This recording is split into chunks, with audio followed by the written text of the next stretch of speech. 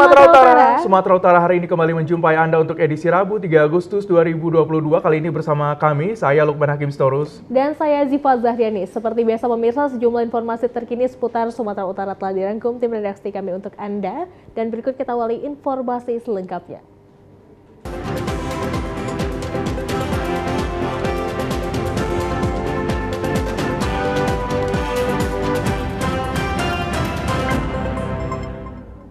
Saudara, warga maupun pengemudi roda 2 dan 4 serta truk merasa resah saat melintas di Jalan Seruai, lingkungan 1, Kelurahan Semati, Kecamatan Medan Labuhan karena jalannya rusak parah.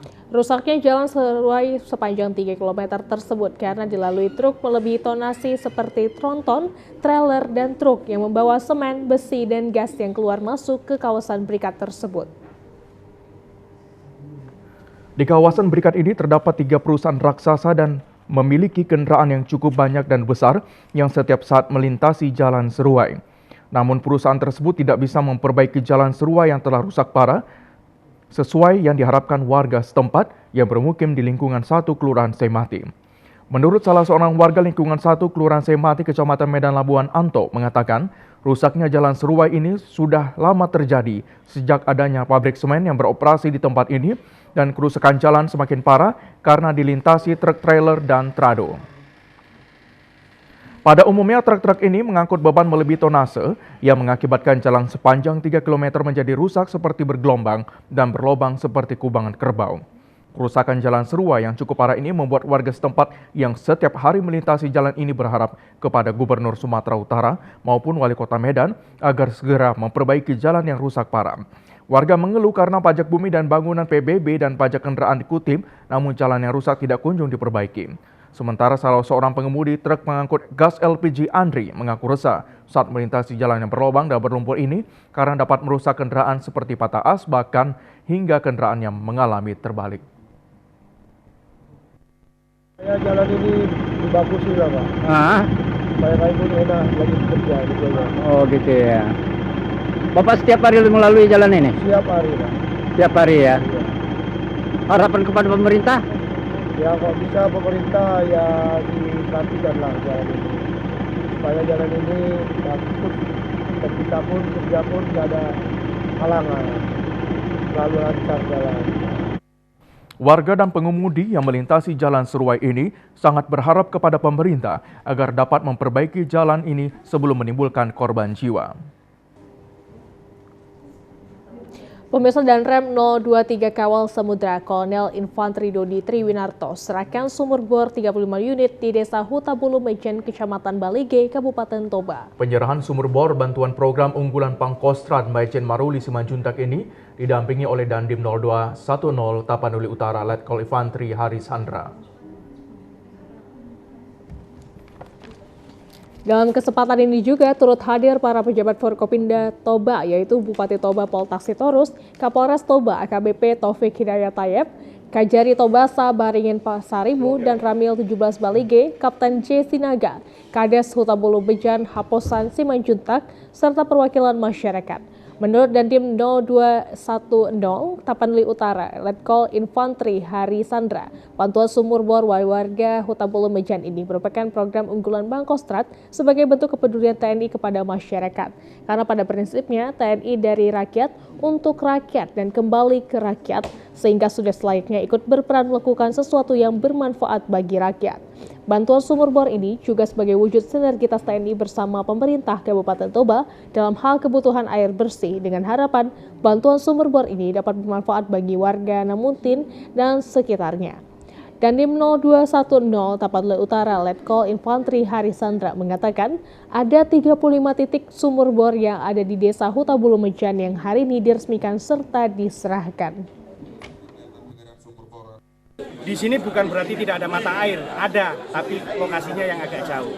Jadi untuk membantu kesulitan masyarakat tersebut, maka kami lakukan yang pertama kami lakukan secara swadaya, kemudian kami gandeng PT TPL, kami minta untuk CSR-nya bisa membiayai proses pengeboran 25 titik selanjutnya, dan alhamdulillah kita hari ini bisa menyelesaikan dan menyerahkan itu secara simbolis. Kita akan terus melanjutkan kegiatan TNI AD Manunggal Air. kita akan berkolaborasi dengan pemerintah kabupaten, dimanapun kegiatan ini dibutuhkan kami akan berusaha hadir di sini.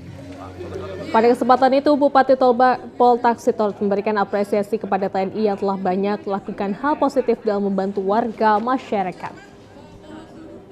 Peningkatan dan pemeliharaan struktur jalan Provinsi Sumatera Utara di 5 wilayah di Kepulauan Nias tahun ini mulai dikerjakan. Kehadiran infrastruktur di wilayah Kepulauan Nias tersebut nantinya akan mendorong pertumbuhan ekonomi rakyat. Berdasarkan data Dinas Bina Marga dan Bina Konstruksi Provinsi Sumatera Utara, Rp276,660 juta dianggarkan untuk pembangunan sejumlah infrastruktur di 5 kabupaten kota sekepulauan Nias.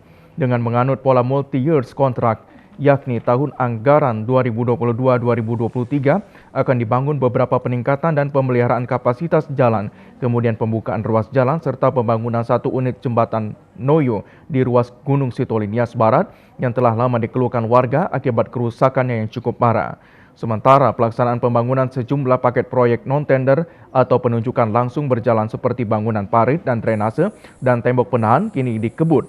Pelaksanaannya oleh petugas teknis Bina Marga dan Bina Konstruksi dengan terus melakukan pengukuran dan validasi otentik beberapa titik yang segera dibangun. Masyarakat yang menyaksikan giat tim teknik lapangan ini menyambut baik program yang dicanangkan pemerintah Provinsi Sumatera Utara karena hal itu merupakan wujud integrasi program yang semula direncanakan dari tingkat masyarakat desa melalui Musrenbang. Ya harapannya sebagai pengguna mobil ya gimana lah caranya biar lebih bagus, biar bisa diperbaiki. Apa yang dialami selama ini dengan kondisi jalan rusak, Bang? Ya pengaruh dengan mobil, agak gimana ya, jalannya nggak enak. Terhambat ya, Bang ya? Terhambat ya? Ya biasanya kalau warga di sini kan sering terganggu dengan jalannya rusak, Bang. Ini kan akan diperbaiki oleh pemerintah provinsi, Bang. Apa yang ingin disampaikan, Bang, Nyaman kami lewat di jalan inilah kalau begitu.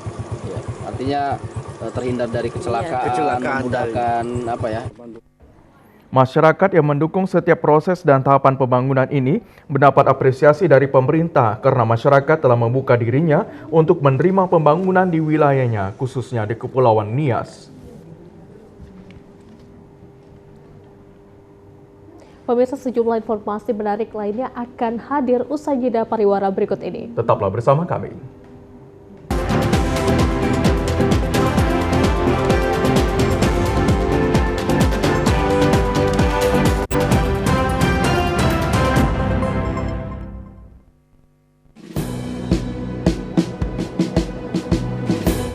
Jalani hari dengan 3 wajib, wajib iman, wajib aman, wajib imun, berolahraga, riang gembira, mencegah kita jatuh sakit, makanan bergizi tiap hari, tidur cukup itu pasti, dan janganlah panik, berdoa tiada henti, wajib iman, aman, imun.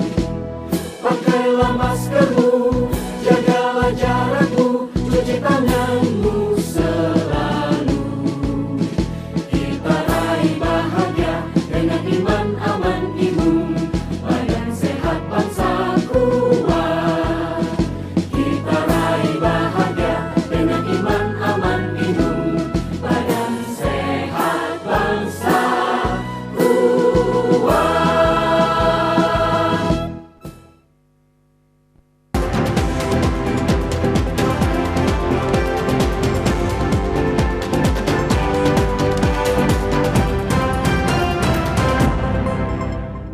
Selamat sore dan selamat bergabung bagi Anda yang baru saja menyaksikan Sumatera Utara hari ini. Saudara, KPU Serdang Bedagai saat ini membuka layanan Helpdesk Sistem Informasi Parpol atau SIPOL untuk melayani kebutuhan informasi terhadap partai politik calon peserta pemilu 2024 di tingkat kabupaten. Di hari kedua telah dibuka menerima kunjungan satu partai baru yang melakukan konsultasi seputar pengaksesan SIPOL KPU. Pembukaan layanan Helpdesk Pemilu 2024 oleh Komisi Pemilihan Umum KPU Provinsi dan Kabupaten Kota berlangsung dari tanggal 1 hingga 14 Agustus 2022 mendatang bersamaan dengan tahapan pendaftaran parpol calon peserta pemilu 2024. Komisioner KPU Kabupaten Serdang Bedagai Divisi Teknis Penyelenggaraan Miss Riani mengatakan bahwa pendaftaran parpol dipusatkan di KPU RI, namun keberadaan update sistem informasi parpol di KPU Sergai dapat memberikan layanan konsultasi parpol tingkat kabupaten yang mengalami kesulitan dalam mengakses atau mengoperasionalkan sipol KPU, termasuk pengelolaan administrasi pendaftaran calon peserta pemilu 2024 serta verifikasi hingga penetapan partai politik.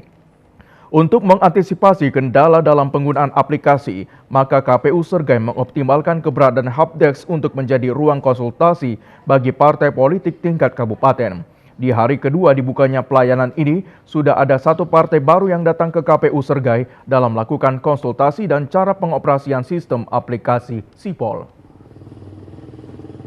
Yang datang ke Helpdesk KPU Kabupaten Serdang Bedagai masih satu, yaitu Partai Gelora. Itu dia kemari terkait dengan silaturahmi, memperkenalkan nama-nama pengurus dan orangnya langsung juga kemari. Helpdesk KPU Serdang Bedagai dibuka mulai tanggal 1 Agustus sampai dengan tanggal 14 Desember 2024.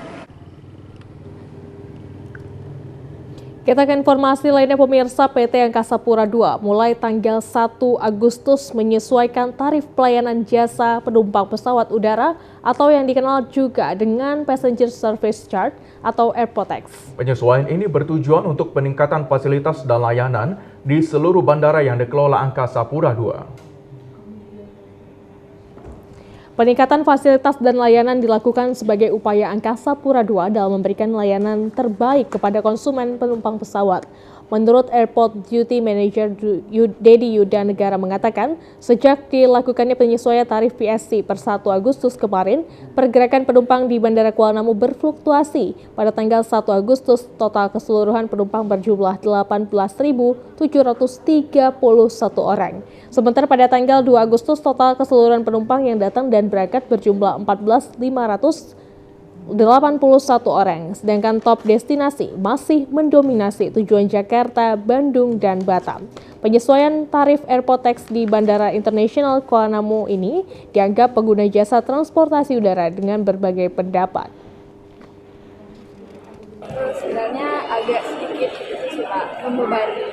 Karena kan rata-rata mungkin kalau sendiri nanti kalau berangkat kemana-mana masih gampang ya. Maksudnya biayanya masih murah. Tapi nanti kalau ada yang rame-rame atau bertiga itu membebani sih Pak. Lebih baik biasa aja sih. Tapi tergantung kebijakan dari pihak bandara juga sih sebenarnya. Kalau memang harus dinaikkan ya, tapi kalau bisa ya biasa aja sih. Kalau saya lihat sih belum ada perubahan.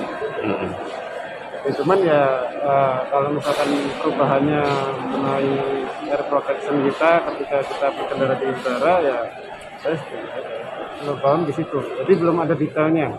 Jadi harga tiket itu cuman kita mau pergi kemana sih itu cuman harga akumulasi untuk tiketnya, tapi belum ada detail untuk air protectionnya atau mungkin ada embel-embel lainnya lah seperti detailnya lebih jelasnya. Pengguna jasa transportasi berharap kenaikan PSC atau Airport Tax ini ditinjau kembali karena sangat memberatkan calon penumpang yang akan bepergian. Dalam menjaga ekosistem alam pesisir pantai di Desa Bandar Khalipah, Kabupaten Serdang Bedagai yang saat ini sudah mulai rusak akibat abrasi, tentunya peran serta masyarakat khususnya nelayan sangat diharapkan dengan cara melakukan pencegahan ataupun pengejauhan alam. Untuk itu gerakan pembibitan mangrove dilakukan demi menjaga ekosistem alam. Hal tersebut disampaikan Ketua Kelompok Masyarakat Umum atau Pokmasmas Elang Putih Muhammad Hanif pada kegiatan penggalakan pembibitan mangrove di wilayah pesisir pantai. Diketahui bahwa saat ini faktor kerusakan alam pesisir pantai disebabkan oleh alam itu sendiri, yaitu terjadinya abrasi dan faktor manusia yang melakukan alih fungsi lahan dengan tidak melakukan rehabilitasi alam seperti pembibitan pohon mangrove. Untuk itu, Pokwasmas Bandar Kalipa yang seluruh anggotanya masyarakat umum yang peduli dengan pesisir pantai dan telah berdiri 12 tahun melakukan berbagai kegiatan dalam melestarikan ekosistem pesisir termasuk kegiatan rehabilitasi mangrove. Kami menyambut antusias sekali untuk membantu nelayan perikanan tangkap karena dengan kombinasinya nanti mangrove itu akan membantu masyarakat nelayan di pesisir pantai. Pengembangannya sangat memungkinkan untuk memajukan penghasilan kami. Sementara itu juga disampaikan Ketua Nelayan Hermansyah mengatakan 80% warga Kecamatan Bandar Kalipa bekerja sebagai nelayan dengan alat tangkap kecil dan tradisional, sehingga keberhasilan tangkapan ikan ini tergantung dengan kondisi alam yang baik. Oleh karena itu, kegiatan pembibitan mangrove sebagai rehabilitasi alam pesisir perlu digalakkan demi menjaga kelangsungan hidup warga masyarakat dan nelayan Bandar Kalipa. Sudah berapa lama terbentuk, Pak? 12 tahun. Tahun berapa, Pak? Tahun 2010. Kegiatan apa saja Pokmaswas sudah pernah dilakukan, Pak? Operasi di lautan. Bagaimana pendapat Bapak tentang kegiatan pengabdian masyarakat dari USU, Pak? Untuk saat ini bagus dan baguslah. Pembibitan mangrove ini menjadi solusi bagi masyarakat nelayan untuk dapat menambah tangkapan ikan sekaligus meningkatkan perekonomian keluarga. Sejumlah informasi menarik lainnya akan hadir usai jeda pariwara berikut ini. Tetaplah bersama kami.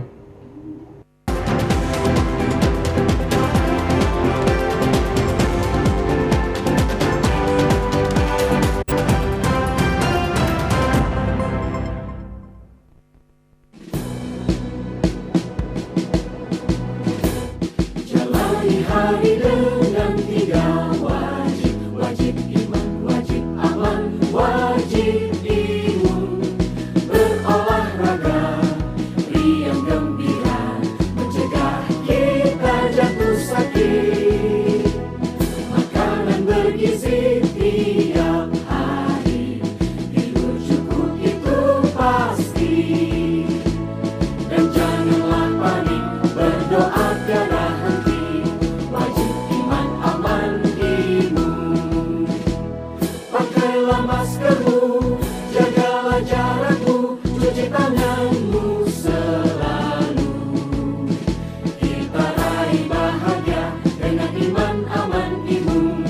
Badan sehat, bangsa kuat. Kita raih bahagia dengan iman, aman, imun. Badan sehat, bangsa kuat.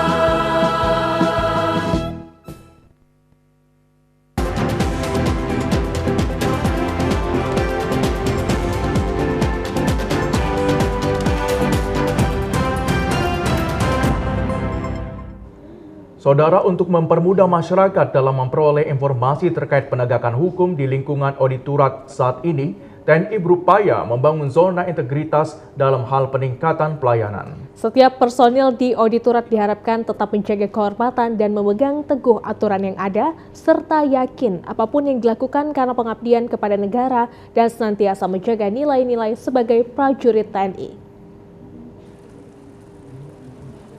Hal itu disampaikan Kababinkum TNI Majen TNI Dr. Agus Dandi saat melakukan kunjungan kerja ke Auditorat Militer Tinggi dan Auditorat Militer 102 Medan di Jalan Diponegoro, Medan pagi tadi. Kababinkum dalam arahannya pada seluruh personil auditorat harus tetap berpegang pada prinsip agar terdapat keadilan di lingkungan masyarakat atau setiap orang yang sedang dalam proses hukum. Sebagai penegak hukum dihimbau untuk tidak mempersulit proses hukum dan penyelesaian perkara bagi yang sedang menjalani proses hukum. Selain itu, Kababinkum mengatakan setiap personil dalam menjalankan tugas sebagai penegak hukum di lingkungan auditorat harus mengingat konsekuensi apa yang menjadi tugas sehingga harus kembali pada prinsip-prinsip penegakan hukum. Sementara itu, Kababinkum juga mengingatkan kepada penegak hukum agar tidak tergiur dengan barang bukti atas perkara yang sedang ditangani, karena itu adalah bukan hak penegak hukum. Terkait dengan pengelolaan Satuan Auditorat, Kababinkum juga sudah melakukan rapat terbatas dengan Kormilti 1 Medan, Brigjen TNI Azhar, dan Kormilti 102 Medan, Kolonel Laut KH Budi Winarno, terkait dengan pengelolaan anggaran diadakan sesuai dengan kebutuhan organisasi. Pembinaan personil pada prinsipnya Itu sesuai dengan pola karir yang dibuat oleh Mabes TNI ataupun kebijakan-kebijakan pimpinan. Dalam mengelola itu untuk mencapai prajurit profesional, khususnya di auditorat, itu bagaimana menegakkan hukum itu sesuai dengan ketentuan yang berlaku. Dan tentunya yang ingin kita capai adalah keadilan. Keadilan itu bagi masyarakat ataupun bagi prajurit di lingkungan tentara, dan termasuk prajurit yang melakukan pelanggaran itu selain mendapatkan keadilan, dia juga menyadari sehingga bisa berperilaku lebih baik.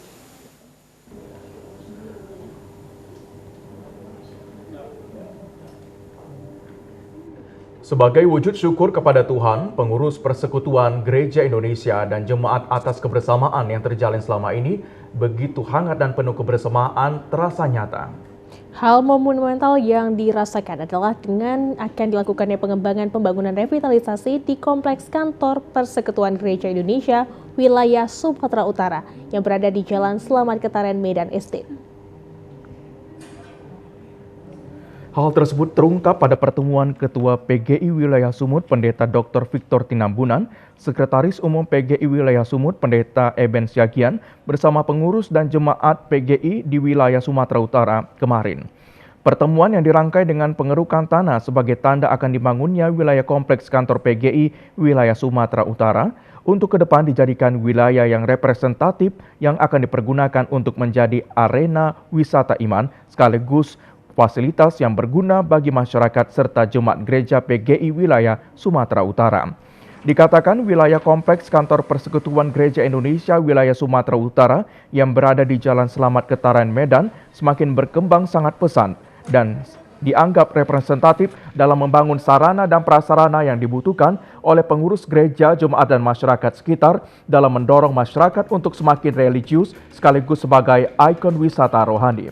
Sesuai rencana, wilayah ini akan dibangun sebuah taman ekumene, kafe, ataupun tugu dan pulau buatan yang akan menjadi sebuah lokasi wisata iman yang representatif dalam membangun keimanan, sekaligus representasi identitas, penunggu integrasi sosial, sarana edukatif bagi jemaat PGI wilayah Sumatera Utara dan masyarakat sekitar.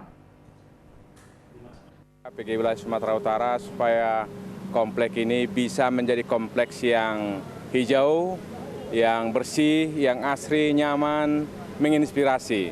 Itu hasil keputusan kami bersama, dan untuk mencapai itu hari ini dimulai pengerukan tanah, sambil lalu pengerukan tanah ini supaya resapan air ada, dan nanti ada kolam, kemudian ada pulau di tengahnya, kemudian di pulau ini nanti akan ada tempat duduk yang nyaman. Kami memohon supaya Bapak Ibu, para hamba-hamba Tuhan, warga jemaat yang diberkati Tuhan boleh menopang dalam berbagai bentuk, bisa dalam bentuk mendoakannya, bisa mengamankannya, dan terutama kalau ada berkat-berkat Tuhan bisa mempersembahkan yang terbaik.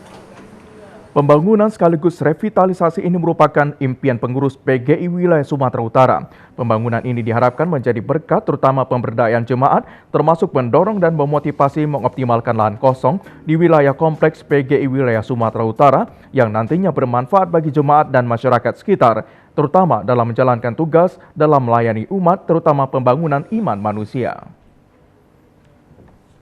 Proses memulai pembuatan kolam, pembuatan taman, dan pembuatan pulau. Jadi ini pekerjaan ini berlangsung lebih kurang 1 minggu dulu untuk tahap awal, dengan perkiraan kita bahwa tahap awal ini masih 10%, dan selanjutnya nanti di 1 bulan berikutnya ada tahapan kedua untuk tahapan penggalian lebih dalam dan lebih luas, itu sekitar 20%, dan tahapan berikutnya untuk tahap ketiga kita akan menata adanya tempat duduk, adanya tempat santai, dan adanya pulau yang sudah ditata bagus, sehingga tempat ini dalam rencana kita di bulan 12 sudah bisa terbuka untuk umum.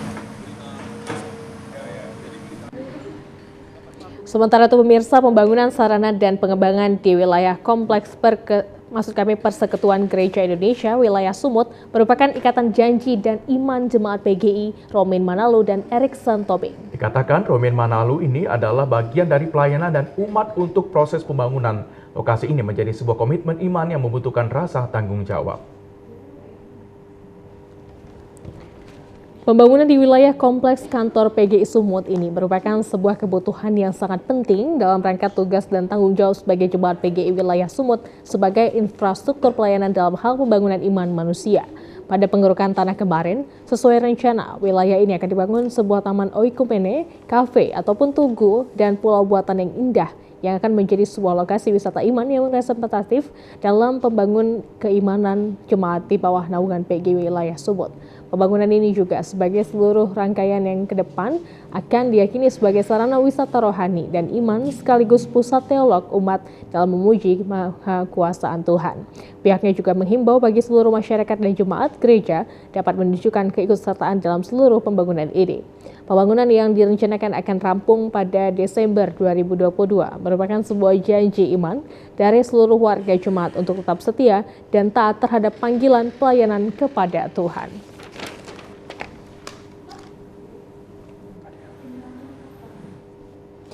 Ya pemirsa, sebanyak 4 jemaah haji kuota tambahan yang tergabung dengan kelompok terbang 10 tiba di kampung halaman. Isak tangis haru keluarga menyambut kedatangan jemaah haji dengan kondisi sehat.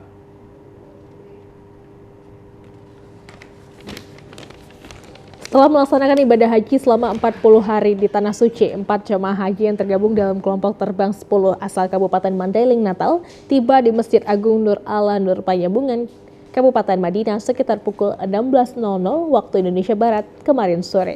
Kepulangan jemaah haji ini juga disambut Sekdakap Madinah Ghazali Pulungan bersama keluarga jemaah di pelataran Masjid Agung Nur Ala Nur Panyabungan. Keempat jemaah haji kuota tambahan yang tiba di kampung halaman ini dalam kondisi sehat walafiat dan sangat bersyukur karena bisa melaksanakan berbagai tahapan haji selama di Tanah Suci meski dengan cuaca terik panas matahari mencapai 45 derajat Celcius.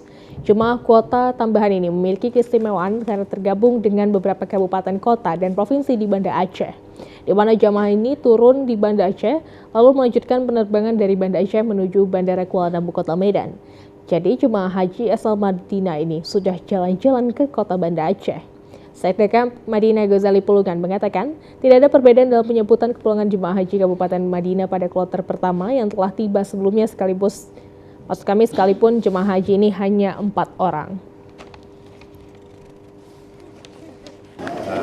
Mereka berangkat dari Medan tadi pagi sekitar 3 dini hari dan sudah kita terima pada pukul 16. Semuanya dalam keadaan sehat walafiat dan juga kita pemerintah Kabupaten Natal atas arahan Pak Bupati dan Ibu Bupati menyambut dan memfasilitasi kepulangan dari beliau-beliau ini sampai ke Panyabungan. Penyambutan kepulangan jemaah haji ini disambut dengan gembira dan haru oleh keluarga jemaah.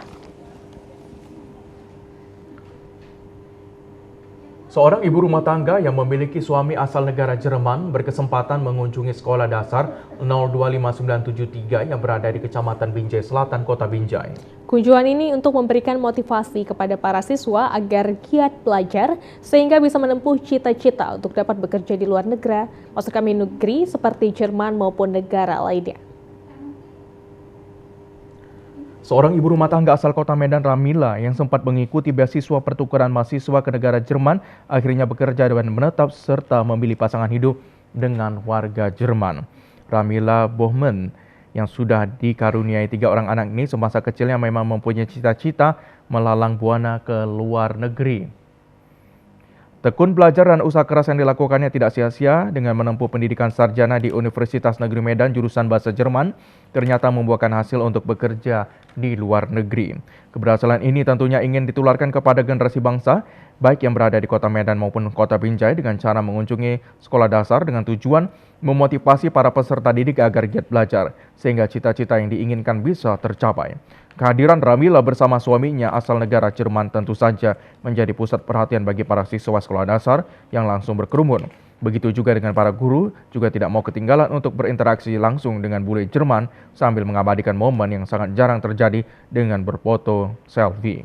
Kepala Sekolah Dasar 025973 dalam sambutannya menghimbau kepada seluruh siswa agar tekun belajar, sehingga segala cita-cita yang diinginkan bisa tercapai tanpa harus memikirkan materi, dan hal inilah yang dibuktikan seorang wanita mampu bekerja di luar negeri dengan awalnya memperoleh beasiswa pertukaran mahasiswa ke negara Jerman dan kini sudah berhasil.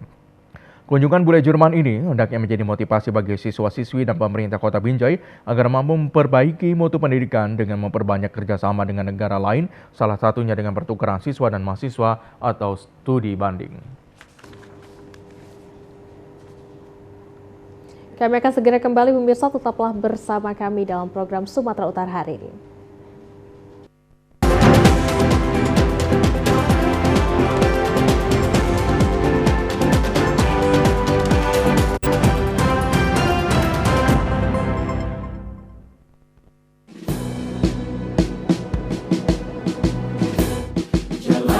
Hari dengan 3 wajib, wajib iman, wajib aman, wajib imun. Berolahraga, riang gembira, mencegah kita jatuh sakit. Makanan bergizi tiap hari, tidur cukup itu pasti. Dan janganlah panik, berdoa tiada henti.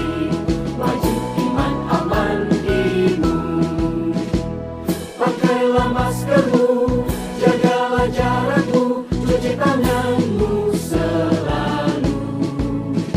Kita raih bahagia dengan iman, aman, imun, badan sehat, bangsa kuat. Kita raih bahagia dengan iman, aman, imun, badan sehat, bangsa kuat.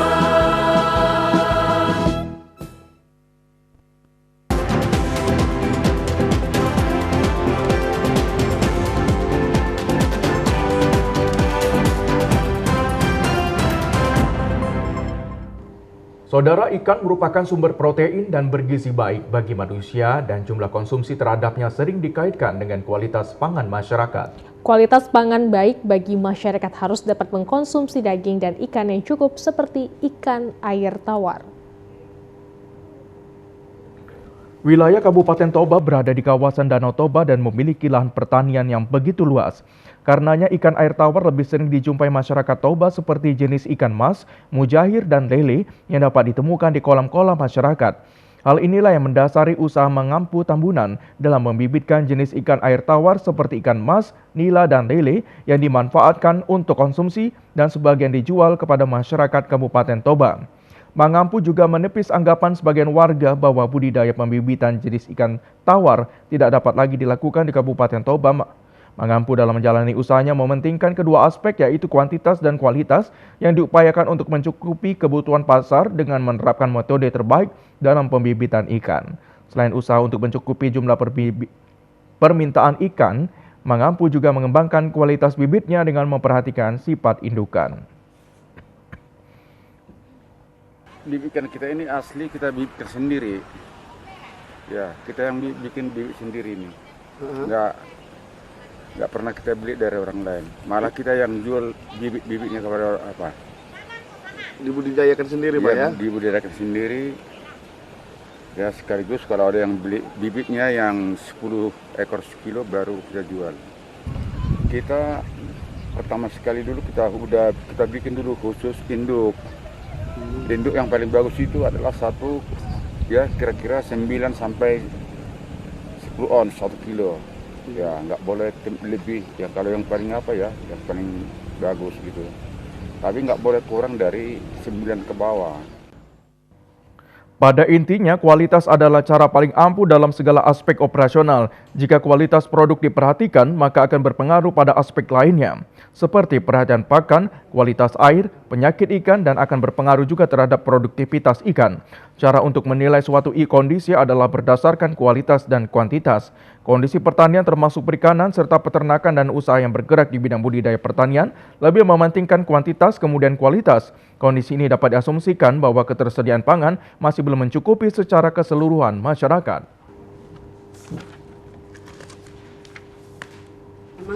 Pemirsa, setelah panen padi selesai, umumnya limbah pertanian seperti jerami tidak dimanfaatkan lagi oleh para petani dan tumpukan jerami ini langsung dibakar. Namun jika diolah, jerami dapat menjadi kompos daur ulang limbah pertanian yang bermanfaat untuk meningkatkan kesuburan tanah serta hasil produksi pertanian.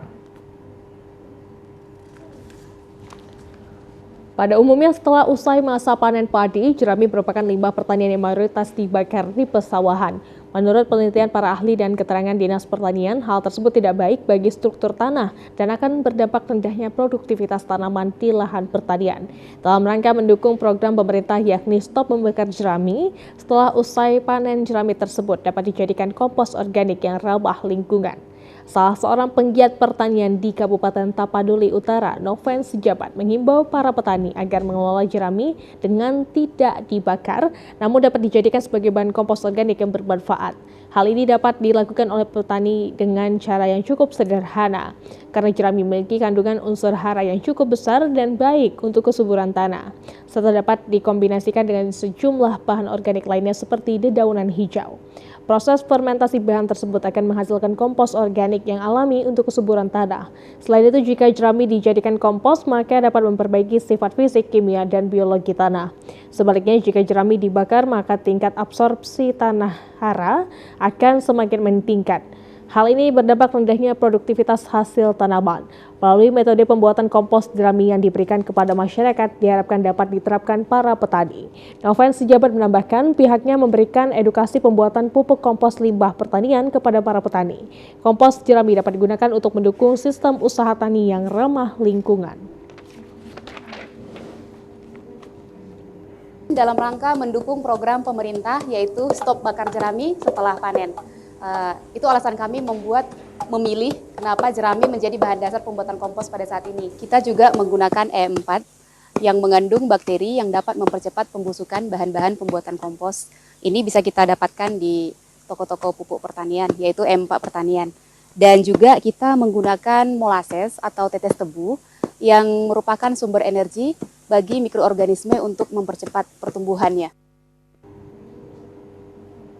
Desa Huta Ginjang Kabupaten Tapanuli Selatan berhasil membangun dan mengelola sampah. Sampah rumah tangga ini diolah menjadi barang kerajinan berharga yang mempunyai nilai jual. Selain meningkatkan ekonomi warga, bank sampah juga membuat desa menjadi bersih dan indah. Puluhan ibu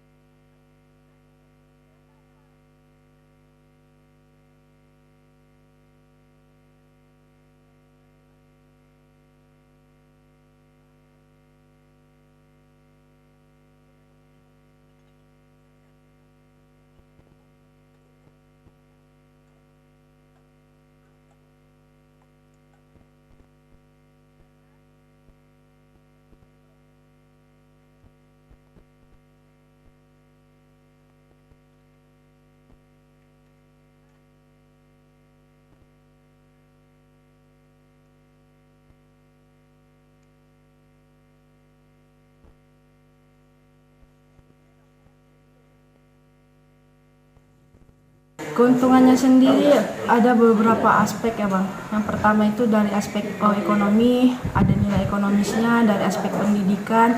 Jadi masyarakat bisa mengetahui ilmu-ilmu tentang cara pemilahan sampah tersebut. Dan secara keseluruhan itu berdampak bagi masyarakat luas.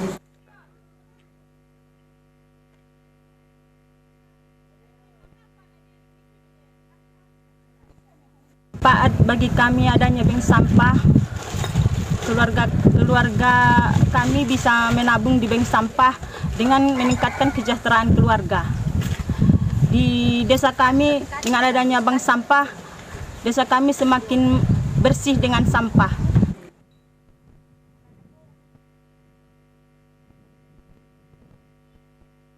Percontohan di Kabupaten Tapanuli Selatan.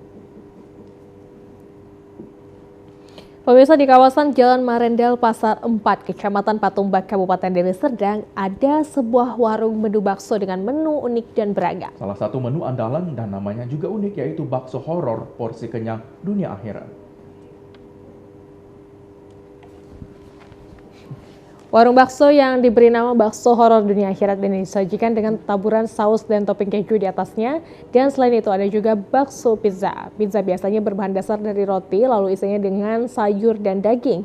Namun untuk bakso pizza ini terbuat dari bakso yang terlebih dahulu digoreng lalu ditaburi bakso, saus keju, daging ayam dan juga sosis. Sementara untuk bakso horor porsi kenyang dunia akhirat ini, pemilik warung menyajikan hidangan yang istimewa. Selain porsinya yang besar dan berbeda dari bakso-bakso lainnya, menurut Lala, salah seorang pengunjung mengatakan di dalam bakso dunia akhirat ini ada suiran daging ayam dan bakso-bakso kecil dan sangat berbeda dengan bakso yang dijual di tempat lain.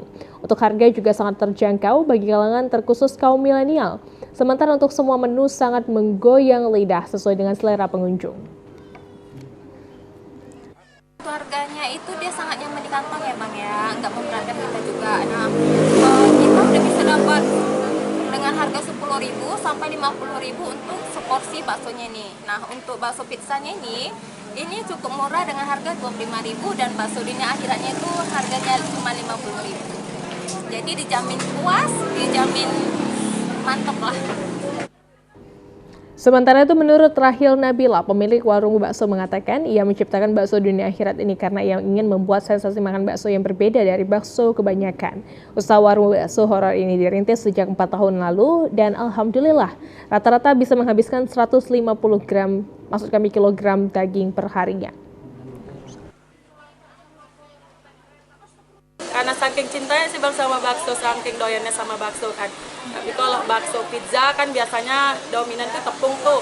Kita maunya itu lebih beda dari yang lain. Kita buat dari bakso, dari daging gitu. Kalau kita jalani usaha ini udah 4 tahunan sih Bang. Cuman kalau kita buka di sini udah setengah tahun. Sebelumnya kita buka di Marindal Pasar 3 Gang Jati. Tapi kalau sekarang kita bukanya di Jalan Marindal Pasar 4 pas Simpang Tugu Marindal Residence. Responnya alhamdulillah sih Bang, kalau di bakso-bakso kayak gini karena bakso viral kan, anak milenial suka banget sama bakso-bakso seperti ini.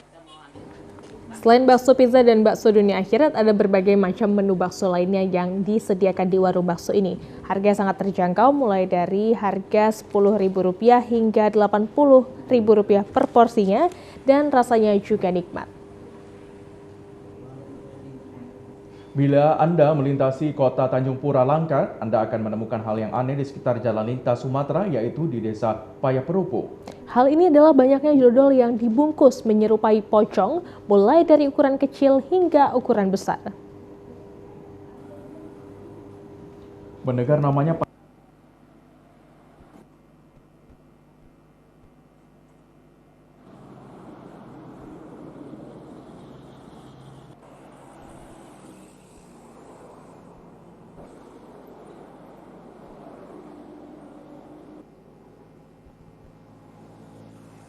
kita temui di sepanjang jalan dijajakan para pedagang. Dalam memasaknya membutuhkan waktu sekitar 3 atau 4 jam. Rasa dodol pocong ini berbagai macam, ada rasa pandan durian wijen. Sekali merasakan dodol ini pasti akan ketagihan, merasakan nikmatnya rasa dodol pocong dan akan kembali lagi untuk membeli. Menurut Rahman, cara membuat dodol pocong ini seperti pada dodol lainnya. Namun kemasan yang berbeda karena ada dodol pocong yang kecil dan ada juga yang besar tergantung keinginan. Dodol ini banyak juga diminati wisatawan dari luar negeri, banyak juga yang suka melihat bentuknya yang bergelantungan dan banyak yang bertanya terbuat dari apa karena mirip dengan pocong.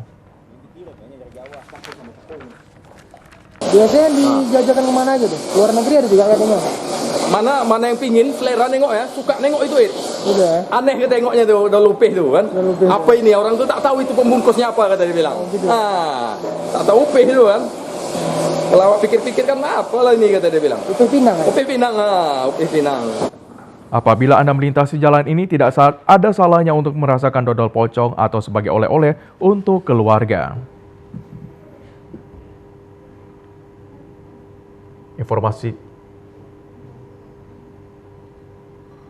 tadi mengakhiri jumpa kita di Sumatera Utara hari ini. Mewakili kerabat kerja yang bertugas, saya Lukman Hakim Storus. Dan saya Ziva Zahriani. Selamat sore dan sampai jumpa.